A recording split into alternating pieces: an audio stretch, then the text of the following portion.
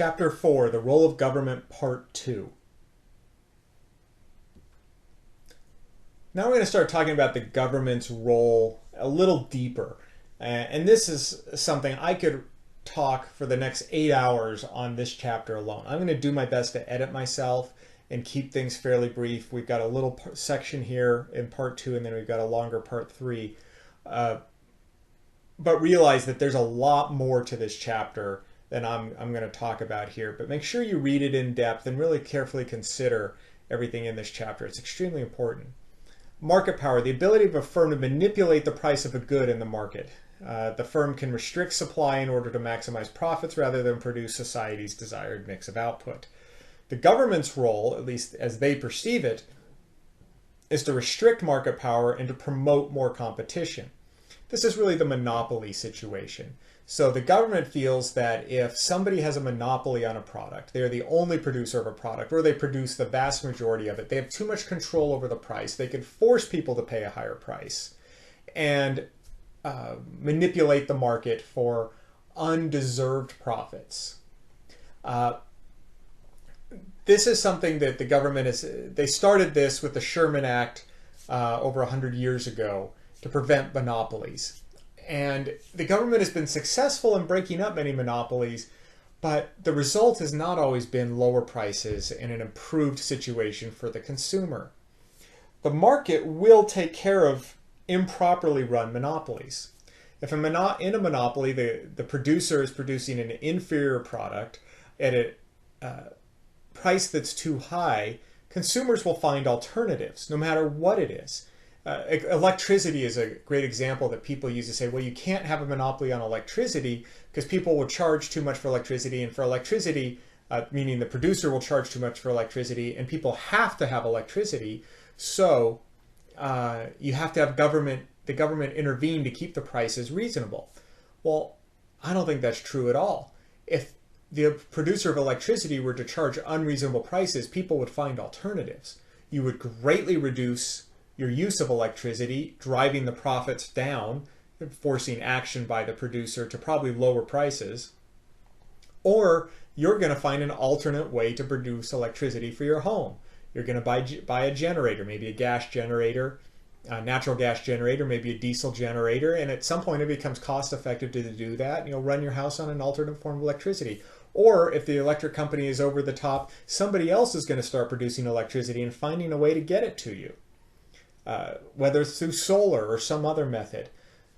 So monopolies are often looked at as a negative, but if the monopoly is not run properly, most definitely the market will take care of it. But the government likes to step in and take care of it very quickly.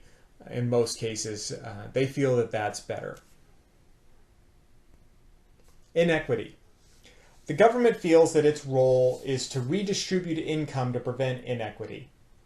They want to reduce the inequity in incomes, provide a minimum amount of merit goods. A merit good is a good society believes everyone is entitled to some minimal quantity of. There probably isn't a more controversial issue in economics than income redistribution. Almost all taxation is income redistribution, taking money from one person and giving it in some form to another.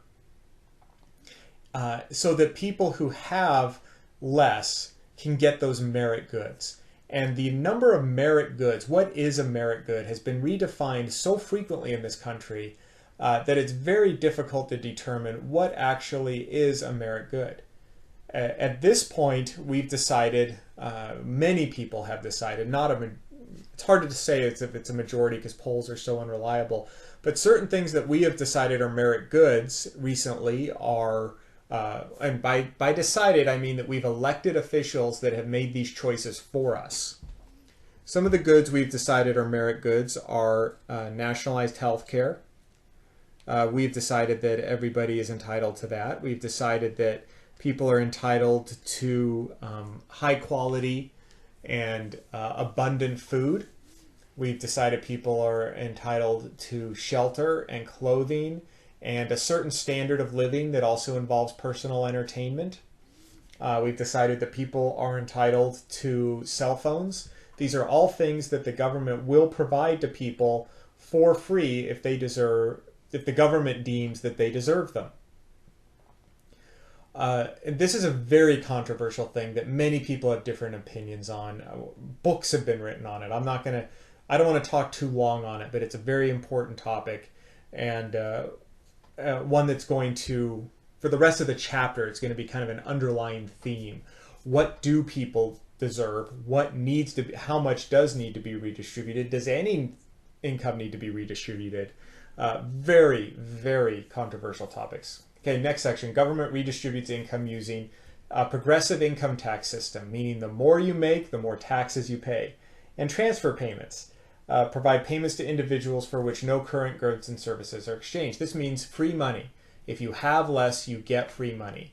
The big one right now is food stamps. I believe we have over 20% of our population is on food stamps right now.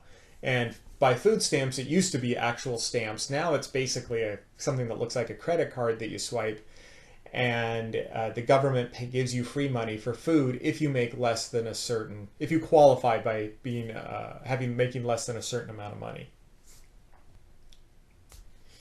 Macro instability. The goal of macro intervention is to foster economic growth.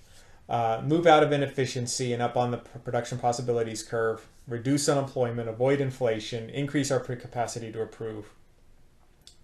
improve economic growth. What this is really talking about is that by redistributing and giving people food stamps, providing welfare, giving cell phones away for free to those who need them, who have very low incomes, will allow those people to be productive members of society and keep the economy going. So by giving out food stamps, the thought is, well, you're going to keep the supermarkets in business because they're going to keep these people as customers, where normally they wouldn't be able to buy as much food, which would mean less income for the supermarkets, which means either higher prices, or they're going to lay people off to keep their costs down, and those people that they laid off are going to be able to buy less goods and services. So the places that they shop are going to have to lay people off or raise prices or take drastic action of some sort. And so that becomes a negative spiral, and they feel they can the government can prop up the economy by pumping money in through food stamps, by pumping money in through welfare and through additional unemployment benefits, social security benefits, disability benefits. By giving these benefits out, they feel that they can keep money flowing through the economy to prop up the economy and keep things moving well. Growth of government. Society perceives a problem. It looks to government to fix the problem, which provides justification for the government intervention in the economy. As a result, the government has grown over the last century. It's grown over 10 times more employees since 1900 and has a budget 6,000 times larger since 1900. Increasingly, we as a society look at the government for answers. Not all of society, but a larger and larger portion believe the government should fix problems instead of the people fixing them or letting the market fix them. This has increased the amount we're taxed. It's increased the size of the government. Many people see this as good. Many people see this as bad. Many people think more government is better, and they often cite the fact that the standard of living here in the United States is higher than it has been at any time in history, and it is one of the highest standards of living by any country in the history of the planet. And they cite the growth of government as success, and those who favor less government says all those things are true. We are the most successful country on earth right now. We have the highest standard of living, but we are repressing it with government intervention. We could be many, many, many times greater than we are now if it wasn't for government intervention. Government finances. Each level of government, federal, state, and local, creates a budget and fund inflows and outflows. So at each of those three levels, we tax and spend. So many of you will pay taxes at all three levels yearly. Sources of government growth. Direct expenditures as a percentage of GDP have grown a bit more slowly than the private sector. Most of the growth in the federal spending is from increased transfer payments, which now account for over half the spending. So half of our government spending is taxing Bob to give to Bill. And it's just simply transferring money from one person to another. It's not going to produce roads. It's not going to produce infrastructure, help infrastructure for national defense or for national parks or anything like that. More than half of all of our spending is just giving from one person, taking from one person and giving to another. State and local governments buy much more output than the federal government and employ 5 times as many people. Most government employees do work at the state and local levels. State and local governments do produce a lot more than the federal government because they, the state makes some transfer payments, mainly in the form of Medicaid, but and local governments for the most part don't do transfer payments.